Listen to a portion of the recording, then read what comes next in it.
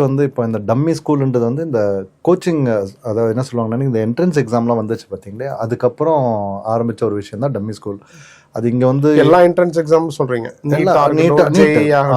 ஆமாம், நீட் ஜெய். ஏன்னா இப்போ பார்த்தீங்கன்னா இன்னைக்கு கோட்டா அந்த மாதிரி ஊர்லலாம் அது 90s இருந்தே இருக்கக்கூடிய ஒரு விஷயம் தான். இது ரீசெண்டாக வந்த விஷயம்லாம் கிடையாது.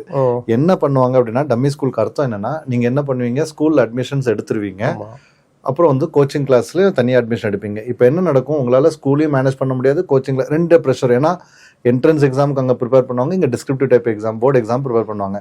சிலபஸ் எல்லாம் ஒன்று இருக்குது அப்படி இப்படின்னு சொல்லுவாங்க, ஆனால் வந்து அதனுடைய எக்ஸாம் பேட்டர்னே வேறு. அதனால் அதுக்கு உண்டான ப்ராக்டிஸும் வேறு மாதிரி பண்ணி ஆகணும். ஸோ அதனால் அவங்க என்ன பண்ணுவாங்க, ஸ்கூலில் வேறு மாதிரி ஒரு ப்ராக்டிஸு, கோச்சிங் கிளாஸில் போய் வேறு மாதிரி பண்ண வேண்டியது இருக்கும். ஸோ அதனால் என்ன பண்ணிட்டாங்க அப்படின்னா, அந்த டைமில் முதல்ல ஜெய், அப்போ ஏஐஇஇஇன்னு சொல்லிட்டு இருந்தாங்க. ஏஐஇஇஇ அந்த மாதிரிலாம் இருக்கும்போது வந்து என்ன பண்ணாங்க அப்படின்னா, அன்றைக்கி சரி ஸ்கூல் கூட வந்து அந்த கோச்சிங் கிளாஸும் ஸ்கூலும் ஒரு அண்டர்ஸ்டாண்டிங் வந்துடுவாங்க.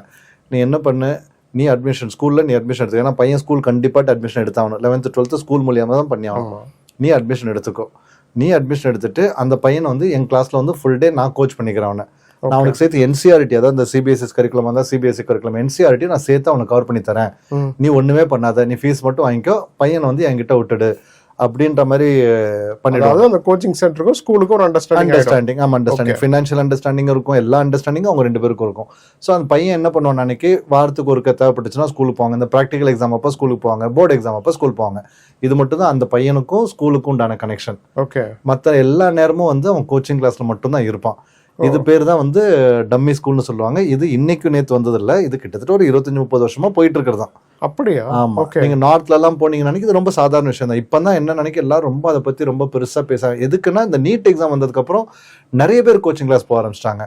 ஸோ அதனால வந்து என்ன, நிறைய பேர் இந்த டம்மி ஸ்கூல்ல போயிட்டாங்க. முதல்ல ஏஐஇஇஇல இருந்தப்போ கொஞ்சம் கம்மியான ஆட்கள் இருந்தாங்க. இப்போ நிறைய பேர் போக என்ன ஆயிடுச்சு நினைக்க, அதை பத்தின அவேர்னஸ் வந்து ரொம்ப பெருசா போயிட்டு, அதை பத்தின புரிதல்கள் நிறைய வந்துட்டு என்ன பண்றாங்க, நிறைய பேர் இப்போ தெரிஞ்சுதான் போறாங்க. அவங்களுக்கு எய்ம் என்னவா இருக்கும் அப்படின்னு நினைக்க, எனக்கு ஐஐடி உள்ள போகணும், இல்லாட்டி நீட்டு கிளியர் பண்ணிட்டு டாக்டர் ஆகணும், இப்படி மட்டும் தான் அவங்க எய்ம்ல இருப்பாங்க. 11th 12th ஒரு பேருக்கு பண்ணுவாங்க.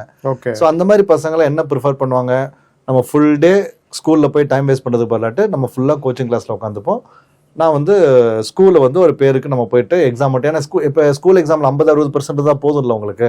ஸோ அதனால் அதுக்குண்டான மட்டும் ட்ரைனிங் எடுத்துக்கிட்டு ஃபுல்லாக நீட் பண்ணுவோம் அப்படின்ற மாதிரி தான் வந்து பசங்க வந்து இந்த டம்மி ஸ்கூலுக்கு வராங்க. பேரண்ட்ஸ் ப்ரிஃபர் பண்ணுறாங்க. பேரண்ட்ஸ் தெரிஞ்சுதான் கண்டிப்பாக ப்ரிஃபர் பண்ணுறாங்க.